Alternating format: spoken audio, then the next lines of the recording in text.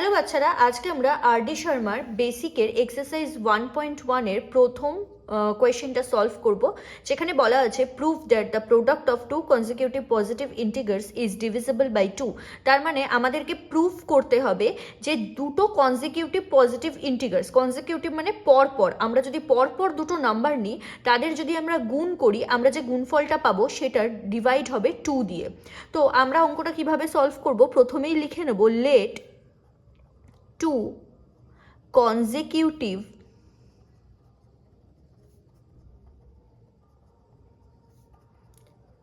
positive integers are n and n plus 1। এটা কেন লিখলাম? ধরো n যে কোনো একটা নাম্বার, সাপোজ n কে তুমি 1 ভাবো, তাহলে এর পরবর্তী নাম্বার কি হবে? 1 প্লাস 1, তার মানে এটা কত হয়ে যাবে? 2। তার মানে 1 এর পরের নাম্বার কত আসে? 2।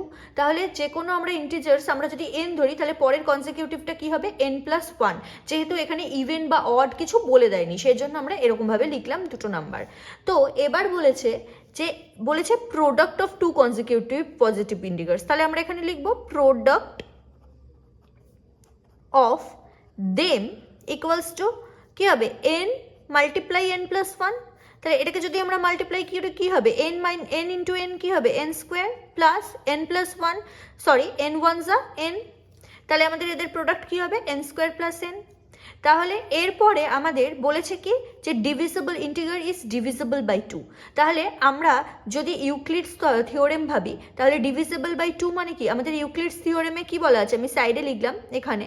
ইউক্লিডস থিওরেমে আমাদের কি বলা রয়েছে? যে a equals to b q plus r, যেখানে b কি? b হচ্ছে আমাদের ডিভাইজার। তাহলে আমরা এখানে লিখতে পারি যে as the product is divisible by 2, so b equal to 2। তারপরে আমরা কি লিখতে পারি? as per Euclid's division lemma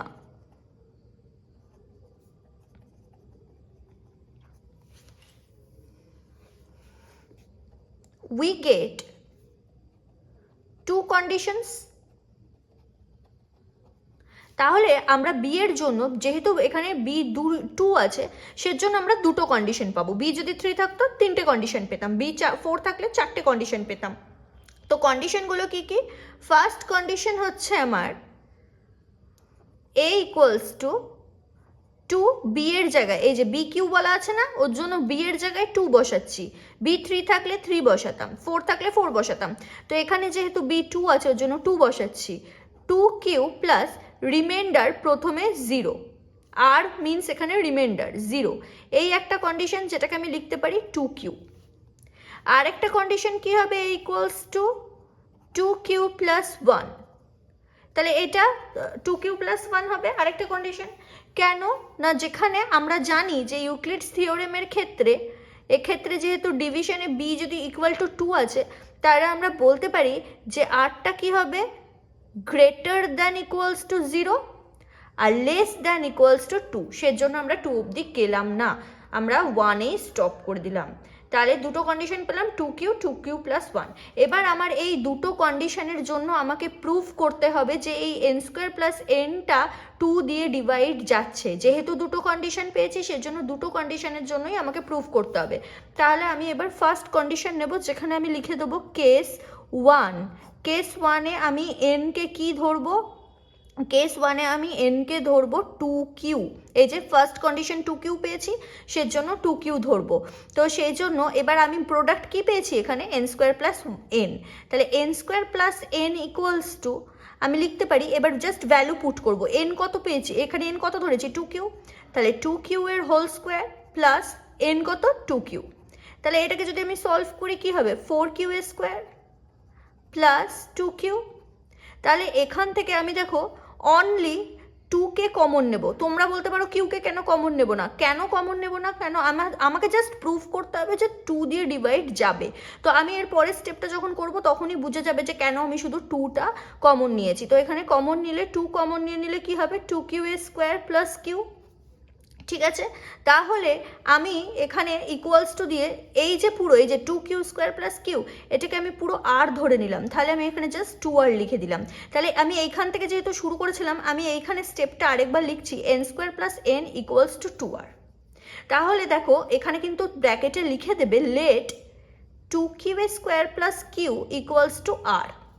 ঠিক আছে, এটা আমরা ধরে নিলাম। আর এই যে যেহেতু আমার শুধু 2টাই এখানে বুঝতে লাগবে, যে শুধু আমার যেহেতু 2 দিয়ে ডিভাইড বলেছে, সেজন্য আমি 2q স্কোয়ার প্লাস কিউকে এখানে আমি আর ধরে নিলাম। তাহলে দেখো এটাকে তো আমরা এইভাবে লিখতে পারি, so R is equals to n square plus n by 2। দেখো এটাই তো প্রুফ করতে বলেছে। এবার কেস 2তে n কত ধরবো?